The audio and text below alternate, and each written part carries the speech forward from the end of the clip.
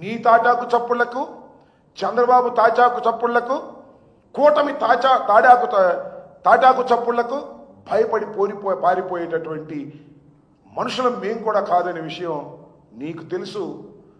జగన్మోహన్ రెడ్డి గారు 16 మాసాలు జైల్లో ఉన్నా కూడా మొక్క ఓని ధైర్యంతో ముందు కదిలాడు.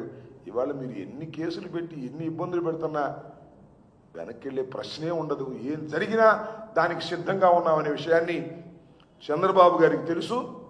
నీకు తెలియకపోతే తెలుసుకోమని పవన్ కళ్యాణ్ గారికి ఈ సందర్భంగా చెప్పదలుచుకున్నాను.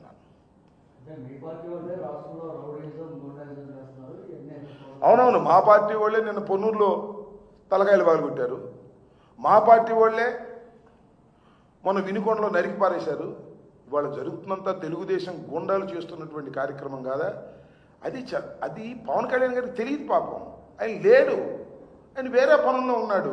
రాష్ట్రంలో ఏం జరుగుతుందో పాపం ఆయన చూసుకోలేకపోతున్నాడు అని నాకు అర్థమవుతున్నటువంటి అంశం. ఎన్నండి ఈ సంవత్సర కాలంలో, ఇదిగో నా దగ్గర ఉంది దాడులు 1, 2 ఇన్ని దాడులు లిస్ట్ ఉంది, కావాలంటే మీ అందరికి ఇస్తా. ఒకటొకటి అన్ని డేట్ల వారీగా, సో మెనీ డేట్ల వారీగా దాడులు. ఈ దాడులన్నీ ఎవరు చేయించేది? పోలీస్ డిపార్ట్మెంట్లోనే ఒక వర్గం. నేను చెప్పాను ఇందాక, అజ్ఞాతంలో ఉన్నటువంటి వర్గం. రిటైర్డ్ పోలీస్ ఆఫీసర్స్, చంద్రబాబు నాయుడికి సన్నిహితంగా ఉండేవాళ్ళు, ప్రస్తుతం ఉన్న ఆఫీసర్లు కలిసి ఒక ముఠా. ఈ ముఠా ఎప్పటికప్పుడు మాట్లాడుతూ ఉంటుంది. నేరస్తులను కాపాడే కార్యక్రమం, వైఎస్ఆర్సీపీ నాయకుల మీద కేసులు పెట్టే కార్యక్రమం, బెయిల్ లేకుండా మళ్ళీ కొత్తగా కేసు ఏం పెట్టాలి, ఏ సెక్షన్ పెట్టాలి, ఇదే పనిలో ఉంది తప్ప లా అండ్ ఆర్డర్ను కాపాడాలనేటువంటి ఉద్దేశంతో రాష్ట్ర ప్రభుత్వంలో ఉన్నటువంటి పోలీస్ యంత్రాంగం లేదనే విషయం పాపం పవన్ కళ్యాణ్ గారికి తెలీదో లేక తెలిసి కూడా సర్దుకుని ఉంటున్నాడో నాకు తెలియదు. కానీ పవన్ కళ్యాణ్ గారు గుర్తుపెట్టుకోండి, కూటమి ప్రభుత్వం విఫలమైంది, హామీను నెరవేర్చడంలో ఫెయిల్ అయింది, ప్రజా వ్యతిరేకత పెరిగింది. ఆ వ్యతిరేకతలో ఎవడైనా కొట్టుకుపోయే పరిస్థితి వస్తుంది. జాగ్రత్తగా ఉండండి, లేకపోతే మీ కర్మ.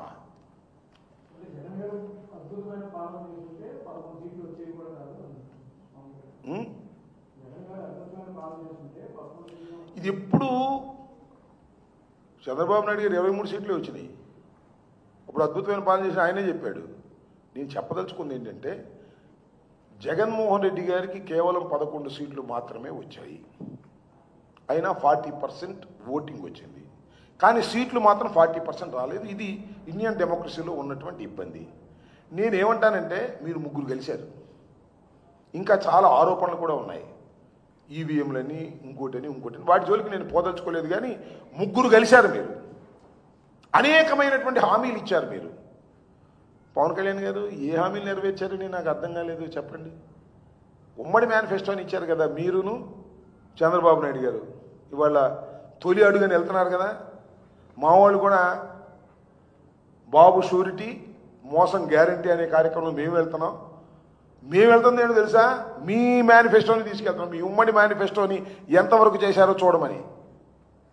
కాబట్టి 40% మాకు ఓట్లు వచ్చిన మాటను మీరు విస్మరించి మీ ఇష్టం వచ్చినట్టుగా మాట్లాడుతున్నారు. 11 సీట్లే, పులివెందుల ఎమ్మెల్యేనే, ఇట్లా కించిపరిచే మాటలు మాట్లాడుతున్నారు. ఇది సరైనటువంటి విధానం కాదని కూడా పవన్ కళ్యాణ్ గారికి చెప్పదలుచుకున్నాను.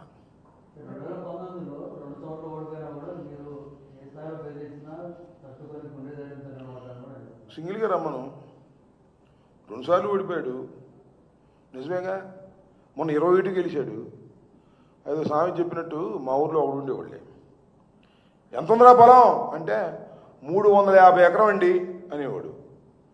నీకే లేదు, నాకును చల్లపల్లి జమీందారు గారికి కలిపి. చల్లపల్లి జమీందారు గారికి ఎంత ఉంది నీ 350లో? ఆయనకి 349 ఎకరాలు, నాకు 1 ఎకరం అని చెప్పేవాడు. అట్టా ఉంది వ్యవహారం. నీ వ్యవహారం కూడా నువ్వు సింగిల్గా నిలబడితేనే ఓడిపోయావు. చంద్రబాబు నువ్వు మోడీ గారు కలిస్తే నీకు 27 వచ్చింది. దానిలో ఈవీఎంల మహత్యం ఉందో లేదో మాకు తెలియదు. నీకంత ఉంది, నీకు ఎకరమేగా ఉంది, ఎకరం కూడా ఉందో లేదో. చల్లపల్లి జమీందారుతో కలిసావు నువ్వు, వాళ్ళకి ఎంత ఉందో వాళ్ళకి తెలియదు. ఇవన్నీ ఊరికిలే పవన్ కళ్యాణ్ గారు రాజకీయాలు నేర్చుకోండి సార్, రాష్ట్రంలో ఏముందో తెలుసుకోండి సార్. ఇష్టం వచ్చినట్టు ఆవేశంగా చంద్రబాబు నాయుడు గారు ఇచ్చిన స్క్రిప్ట్ చదివేటటువంటి పరిస్థితిలో ఉండటం చాలా దురదృష్టకరమైనటువంటి పరిణామం అనేది నా అభిప్రాయం. మీరు వ్యక్తిగతంగా పెరుగుతారో పెరగరో అది వేరే అంశం, మాకు సంబంధం లేదు. 24 గంటలు నేను చంద్రబాబుకే చాకరీ చేస్తాను, చంద్రబాబుకే చాకరీ చేస్తాను, చేసుకో. ఎవరు కాదన్నారు? వచ్చే రోజున మేము వస్తాం, డంకా బదాయించి వస్తాం, ప్రభుత్వ వ్యతిరేకత వచ్చినప్పుడు వస్తాం. మా సంక్షేమ కార్యక్రమాలు ప్రజలకు గుర్తొస్తున్నాయి ఇవాళ. అయ్యో జగన్మోహన్ రెడ్డి గారు ప్రజా సంక్షేమ కార్యక్రమాలు ఇన్ని చేశాడే, అనవసరంగా ఆశపడి చంద్రబాబుని ఎన్నుకున్నామే, చంద్రబాబు ఏమీ చేయటం లేదే, జగన్మోహన్ రెడ్డి గారే బ్రహ్మాండంగా చేశాడే, మళ్ళా జగన్మోహన్ రెడ్డి గారు వస్తే బాగుండే అని జనం ఎగబడుతున్నారు కదా. మేమేం చెప్పాలి నీకు? దీనికి కనపడుతుంది కదా. మీరు బయటికి వెళ్ళడానికి పర్మిషన్ ఇవ్వట్లా, హెలికాప్టర్ దిగడానికి పర్మిషన్ ఇవ్వట్లా, కారు రైలు దిగడానికి పర్మిషన్ ఇవ్వట్లా.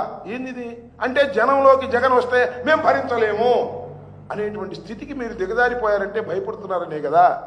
రోజు మేము రాని అంటే ఏంటి నాకు అర్థం కాలే. సో పవన్ కళ్యాణ్ గారు కాస్త రాజకీయాలు నేర్చుకుంటేనో తెలుసుకుంటేనో రాష్ట్రంలో ఏం జరుగుతుందో సోయి ఉంటేనో, తెలంగాణ భాషలో చెప్పండి, సోయి ఉంటేనో వస్తుంది. నీకు ఆ సోయే లేదు. నీ గొడవ నీదే, నీ బ్యాగులు నీ బ్యాగులే, నీ హెలికాప్టర్లు, నీ స్పెషల్ ఫ్లైట్లు, నీ షూటింగ్లు, దీనికే పరిమితమైపోయి ఇవాళ మీరు చేస్తున్నారు. రాష్ట్రంలో మీరు పరిపాలనలో భాగస్వాములు కాదు అనే విషయాన్ని మీరు తెలుసుకోమని కోరుతున్నాను.